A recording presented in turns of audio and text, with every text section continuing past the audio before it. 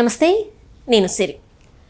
తెలుగు సినిమాల పోస్టర్ల మీద చాలామంది అంటే బెంగళూరులో చాలామంది పెయింట్లు పూయడం లేకపోతే ఆ పోస్టర్లని చించేయడం లాంటివి జరుగుతున్నాయి. గతంలో కూడా ఇట్లాంటి సంఘటనలు అయితే జరిగాయి. అండ్ ఇప్పుడు కూడా మళ్ళీ అవే సీన్లు రిపీట్ అవుతున్నాయి. ఎందుకు కర్ణాటకలో ఇట్లాంటి సన్నివేశాలు మళ్ళీ మళ్ళీ రిపీట్ అవుతున్నాయి? ఎందుకు తెలుగు సినిమాలు అంటే ఇలా వాళ్ళు ఇంత వ్యతిరేకత చూపిస్తున్నారనే అంశాన్ని మనకి తెలియజేయడానికి మనతో పాటు ఉన్నారు ప్రముఖ సీనియర్ జర్నలిస్ట్ శ్రవణ్ కుమార్ గారు. నమస్కారం సార్. నమస్తే అండి. సార్, ఇప్పుడు చూస్తుంటే కర్ణాటకలో చాలా మనకి ఆ వీడియోస్ కూడా సోషల్ మీడియాలో వైరల్ అవుతున్నాయి. తెలుగు సినిమా పోస్టర్లు కనబడితే చాలు నల్ల పెయింట్లు వేసేస్తున్నారు, లేకపోతే ఆ పోస్టర్లను చింపేస్తున్నారు. ఇది గతంలో కూడా జరిగింది. బోర్డులకి తెలుగు పెయింట్లు ఉంటే వాళ్ళు మొత్తం తూడ్చి అట్లాంటివన్నీ పెయింట్లు వేయడం జరిగింది. అసలు ఎందుకు తెలుగు సినిమాలు అంటే ఆ కర్ణాటకలో అంత వ్యతిరేకత ఏర్పడింది అంటారు? రీసెంట్గా రేపు సంక్రాంతి పండగకు వస్తున్నటువంటి సినిమాలు, సంక్రాంతికి వస్తున్నా అని వెంకటేష్ గారి సినిమా, ప్రస్తుతానికి గేమ్ చేంజర్ పోస్టర్లు బాగా నగరంలో, బెంగళూరు నగరంలో పోస్టర్లు డాకు మహారాజ్ అంటున్నారు. కానీ మాకైతే ఆ పోస్టర్లు దానికి కూడా పెయింట్ వేసినట్టు చింపినట్టయితే వీడియోలు లేవు. సో వాటి కూడా వేసి ఉండవచ్చు. ఏదైనా సంక్రాంతి పండగ రిలీజ్ సందర్భంగా పబ్లిసిటీలో భాగంగా ఇచ్చినటువంటి పోస్టర్లు, ఆ పోస్టర్లు కన్నడ భాషలో లేవు.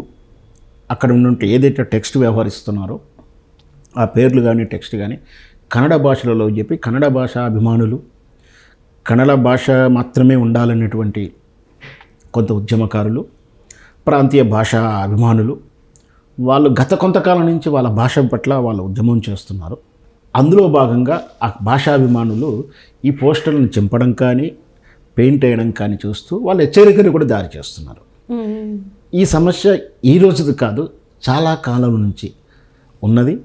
రాజకుమారి గారు కానించి కూడా కొంచెం ఈ భాషా భేదంలో కొంచెం చర్చ జరుగుతూ ఉంది.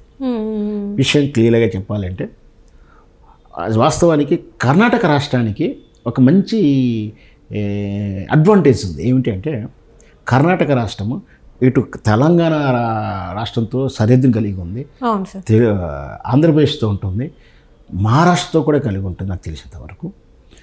ఇలా అన్ని రాష్ట్రాలతో సరిహద్దులో భాగంగా మనకు వచ్చినవి కూడా ఏంటి, భాషా ప్రతిపాదికంగా విభజించడం జరుగుతున్నప్పుడు కొంతకాలం ఈ కొన్ని గ్రామాలు అటు ఉండొచ్చు, ఆ గ్రామాలు ఇటు ఉండవచ్చు. సంబంధ బాంధవ్యాలు, రాజకీయ, సాంస్కృతిక, సాంఘిక సత్సంబంధం కలిగినటువంటి విధానం. అంటే ఏదో భాషా ప్రతిపాదకంగా లైన్ అయితే వచ్చినా కూడా ఇప్పటికి కూడా వాళ్ళ మధ్య స్నేహబంధం కానీ, వైవాహిక జీవితంలో ఇచ్చిపుచ్చుకోవడాలు, చుట్టరికాలు కానీ, లేదా రాజకీయ సామాజిక వస్తువులతో పాటు వ్యాపార అనుబంధాలు ఉన్నాయి. చదువు విషయంలో కలిసే ఉన్నారు. అంటే ఆ కర్ణాటక వాళ్ళు తెలుగు భాష వాళ్ళతోటి అటు తమిళ భాషలతోటి కూడా మమేకం అవుతూ ఉంటారు, వాళ్ళు మిక్స్ అవుతారు. దాంతోపాటు రాజస్థానీ అంటే ఉత్తరప్రదేశ్ నుంచి నార్త్ వాళ్ళు కూడా మనం మొదటి నుంచి కూడా 100 ఏళ్ళ నుంచి కూడా చూస్తే రాజస్థానీ, గుజరాతీ, ఉత్తరప్రదేశ్ వాళ్ళంతా కూడా దేశవ్యాప్తంగా విస్తరించారు. నేషనల్ భాష హిందీ కాబట్టి హిందీ కూడా వాళ్ళకు అంటే అక్కడ బెంగళూరు ఆ స్టేట్లో కర్ణాటక రాష్ట్రంలో బెంగళూరు క్యాపిటల్ సిటీ, మైసూర్ లాంటి పెద్ద నగరాలలో జీవనోపాధికి వెళ్ళినటువంటి వివిధ భాషల వాళ్ళు, వివిధ రాష్ట్రాల వాళ్ళు ఉంటారు. అందరూ కూడా కలిసే ఉన్నట్టుగానే ఉంటుంది. అంటే అక్కడ ఒక 20 మందికి ఉంటే దాంట్లో ఒక 7-8 మంది తెలుగు వాళ్ళు, ఒక 3-4 తమిళ వాళ్ళు, ఒక 4-5 హిందీ వాళ్ళు ఉంటారు, ఒక 5-6 కనడియన్స్ ఉంటారు. వాళ్ళందరితో సత్సంబంధాలు ఉంటే వాళ్ళు బహుభాషలో మాట్లాడుతూ ఉంటారు. మాట్లాడకపోయినా వాళ్ళతో ఎదుటి వాళ్ళు మాట్లాడేటువంటిది అర్థం చేసుకుంటారు. వాళ్ళ బంధాలు, సంబంధాలు, పండుగలు అన్నిటి కూడా సంస్కృతి పని సమ్మిళితమైనది. వాస్తవానికి అయితే నేను కూడా కర్ణాటకలో ఒక ప్రైవేట్ ఛానల్కు నేను సీఈఓగా చేసేసినట్టు, ప్రోగ్రామింగ్ ఎడిట్ చేసేసినట్టు. అక్కడ పోతే అక్కడ తెలుగు వాళ్ళు ఎక్కడికి వెళ్ళి ఆఫీస్ అంతా కూడా తెలుగు వాళ్ళే, అంటే తెలుగు హైదరాబాద్లో ఉన్న ఒక ఫీలింగ్లో ఉంటాం. అదే మనకు ఓల్డ్ సిటీకి వెళ్తే లేదా ఇక్కడ ఉంటే మా కన్నడ భాష మాత్రమే మాట్లాడాలని ఒక వాదన ముందుకు తీసుకొచ్చారు. అందులో భాగంగా కొంతమంది బెంగళూరు, మైసూర్ లాంటి నగరాలలో కన్నడ భాషలో నేమ్ ప్లేట్ లేకపోతే వేరే భాషలు అంటే తెలుగు మనం జనరల్గా చూస్తుంటాం. మనకు టూర్ అండ్ ట్రావెల్స్ ఉన్నప్పుడు అన్ని భాష వాళ్ళు వస్తున్నప్పుడు ఆడు హిందీ రాస్తారు, తెలుగు రాస్తారు, కన్నడ రాస్తారు. తిరుపతి ప్రాంతంలో వెళ్ళినా కూడా మనం ఏం చేస్తాం, అన్ని రాష్ట్రాల వాళ్ళు ఉంటారు. తిరుపతి పైకి వెళ్తే అన్ని రాష్ట్రాలు ఉంటాయి, బోర్డు కూడా కన్నడ, తమిళ అన్నీ ఉంటాయి. అట్లాగే బెంగళూరులో అలా ఉంటాయి. అలా ఉన్నప్పుడు వాటిని తీసివేయాలని, చింపివేయడం, పగలగొట్టడం కూడా జరుగుతూ ఉంది. వాళ్ళ భాష పట్ల అభిమానం పెంచుకోవడం తప్పు లేదు. కాపాడుకోవడం పరిరక్షించుకోవాల్సిన ఉద్యమం చేయడం తప్పులేదు. కానీ ఇట్లా ఈ సినిమాల మీద ఈ విషయం మీద ఇట్లా అనుచితంగా ప్రవర్తించడం మాత్రం ఆక్షేపణీయం. ఎందుకంటే అది కూడా చెప్తాను, అక్కడ మన తెలుగు రాష్ట్రంలో ఉన్నట్టు మాతృభాష చిత్రాలను ఇక్కడ లోకల్ ప్రాంతీయ భాషలోకి డబ్ చేస్తూ, అంటే ఉదాహరణకు అర్థమయ్యే భాషలో చెప్పాలంటే ఒక తమిళ సినిమా మాతృభాష తమిళ భాష సినిమా తెలుగులో డబ్ చేసుకుని ఇక్కడ రిలీజ్ చేసుకోవచ్చు. కానీ కర్ణాటకలో అలా కాదు. కర్ణాటక రాష్ట్రంలో చిత్రించిన కన్నడ సినిమాలు రిలీజ్ అవుతాయి, వేరే భాష నుంచి తీసి డబ్ చేసుకోవడానికి నిషేధం అక్కడ. నువ్వు తెలుగు సినిమా అయితే డైరెక్ట్ తెలుగు సినిమా రిలీజ్ చేసుకో, హిందీ సినిమా అయితే డైరెక్ట్ హిందీ సినిమా రిలీజ్ చేసుకో, భోజ్పూర్ అయితే భోజ్పూర్ రిలీజ్ చేసుకో. కానీ నువ్వు డబ్బు చేయడానికి వెళ్ళలేదు. కానీ మన తెలుగులో మాత్రం అట్లా ఉంది. ఇది గత కాలం నుంచి ఉంది. ఈ చర్చ జరుగుతూ ఉంది. ఇప్పుడు చాలా కాలం రాజ్ కుమార్ గారు ఉన్నప్పటి నుంచే చర్చ జరుగుతుంది. ఏమిటి అంటే ఇక్కడ అన్ని భాష వాళ్ళు ఉంటారు కదా, ఏ భాష అయితే మీకేంటి అనేది అట్లా వాదన.